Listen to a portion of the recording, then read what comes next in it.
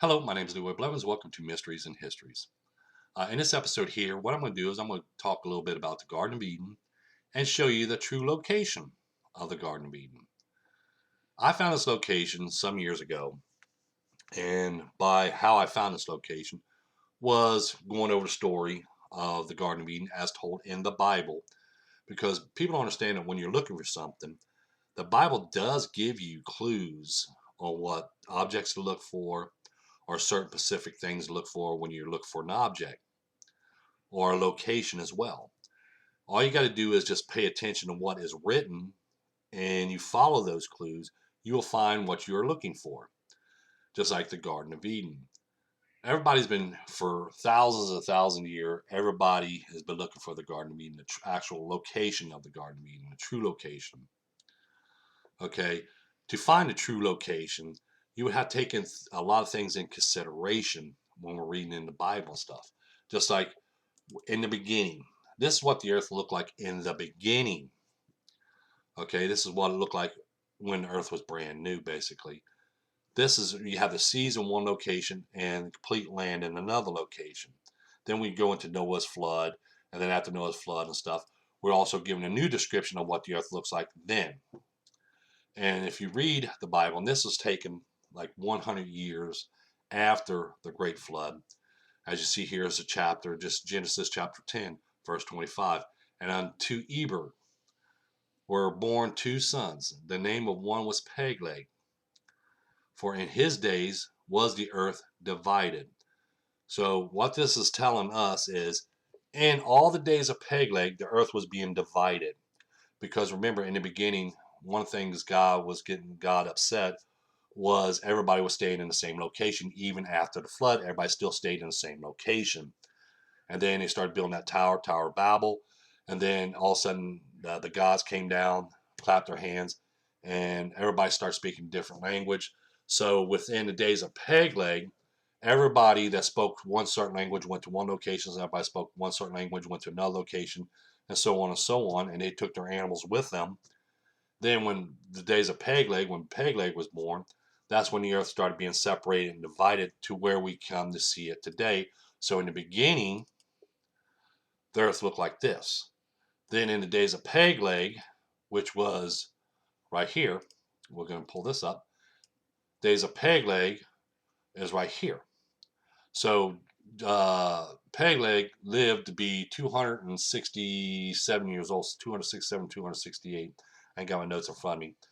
He lived to be 260 something years old. So it took 260 something years for the earth to become this way as we see it today, which also the earth also shifted as well a little bit. Okay. So we have to take that consideration as well, because when the earth was shifting and the lands was breaking apart from one another and forming, that's why we have the ridges and stuff, which I'll make another video on that when I talk about Noah's Ark and the flood. But when the land was separating, we have to take into consideration if we're looking for a specific location. Now remember that. Remember, we have to take the earth the way it used to look like. We have to mark this down, what the earth used to look like in the beginning. Then we go by the days of Peleg, which is 200 something years, when the earth starts dividing. So the earth shifted a little bit and the earth started dividing, land masses start breaking apart. So we also have to take that consideration when we're looking for a specific location.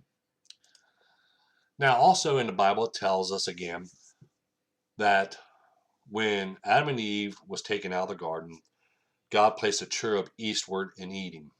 Okay, he placed it there as a marker. Now, the marker that he placed was not for us to see. It's for the gods to see. Not us, but God. Okay, so it's going to be a humongous marker that we have to look for. And when I did this and I looked at it, because remember, we also look in there in the story as told in the Bible, okay, which I'm going to pull this up first right here. This right here. Remember, the story is told in the book of Genesis on description on when everything was made in the beginning and stuff. Okay, there was a river that ran through the garden to water because it didn't rain at that point in time. Rain didn't actually happen or even started coming around until the time of Noah. That's when it started raining and everything else. But before that time, before the flood, all the way to the beginning, it never rained. There was no rain whatsoever. So a river ran through the garden to water it. Then after it passes the garden, then it came into four heads. So everybody's sitting there looking for a river that part in the four heads inside of the garden, but actually it wasn't.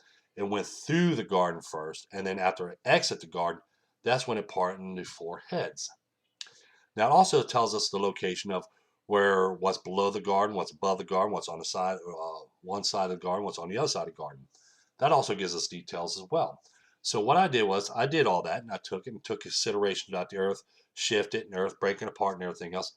I actually found the true location of the Garden of Eden. As you hear, the river Euphrates does go through the garden.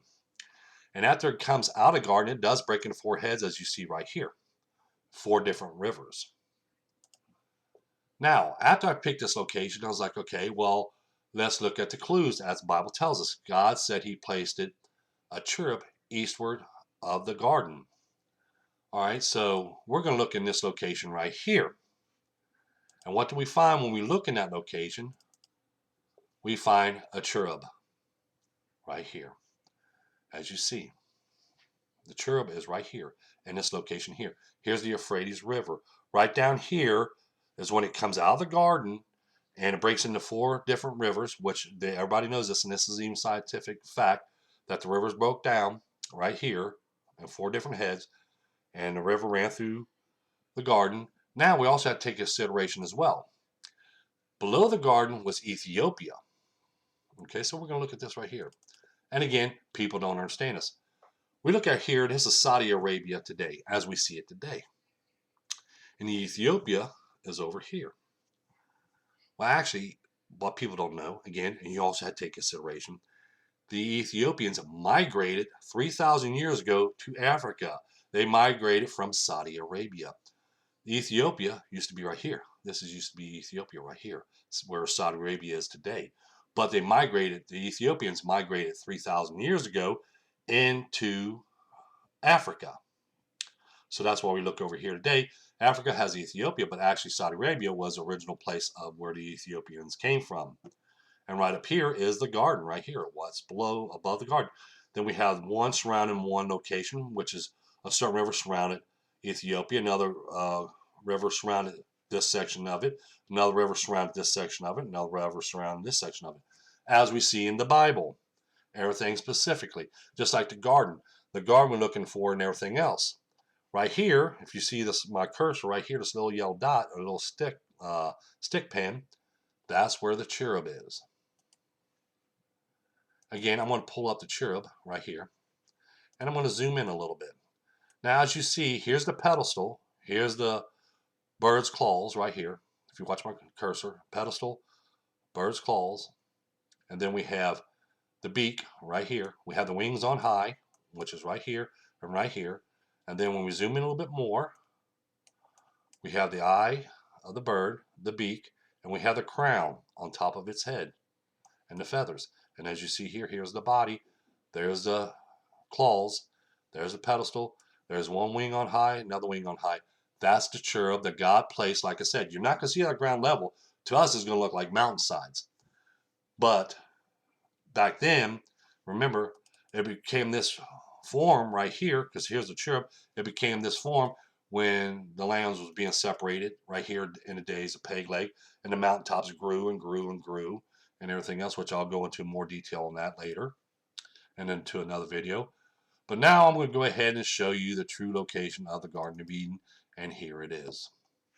This is the true location of the Garden of Eden. Right here is where the cherub is at, eastward in Eden. When we shift it back in this location, we have Ethiopia's down here. Okay, what people don't know, again, as I point out, the Bible does specifically tells us. What does the Bible tells us to what God told Abraham when he was in Egypt? Lord God told Abraham, I'm going to send, or even told Moses. Let's look at this. Moses' story. If you go and read Moses, I'm going to send you to a place where I have sown for your fathers, flowing with milk and honey. Remember, only one place was sown, as told in the Bible, was the Garden of Eden.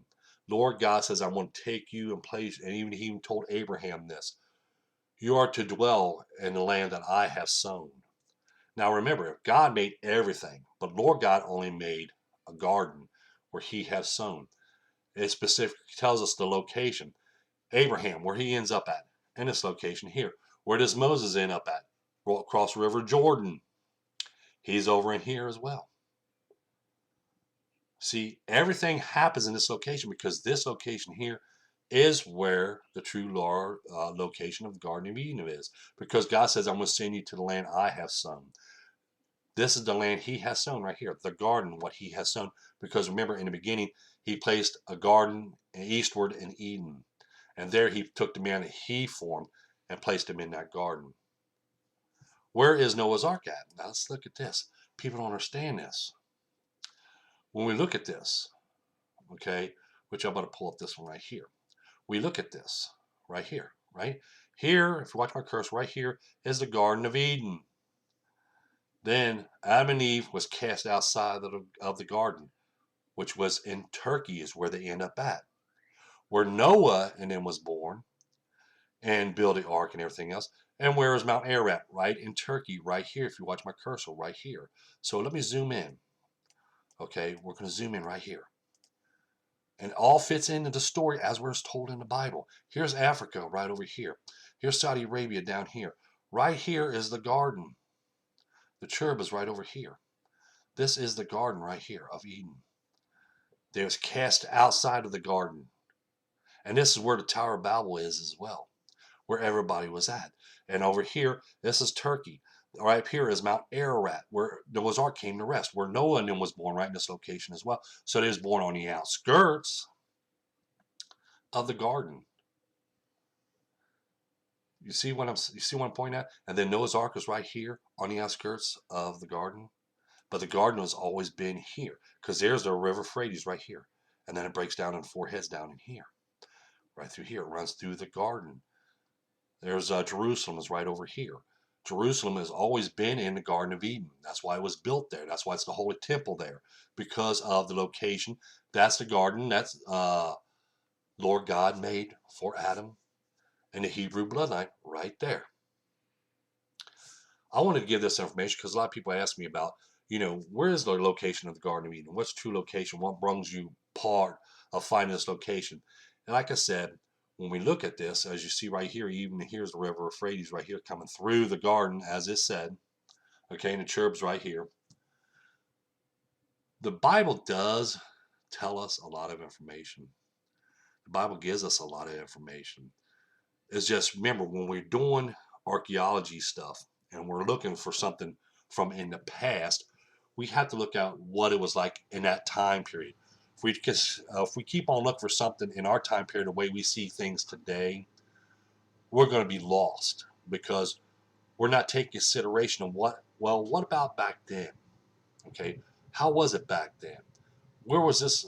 What did that spot look like back then? Okay, so that's what we have to look at is doing research or an investigation. We have to look at back then of how everything was, not how we see it today.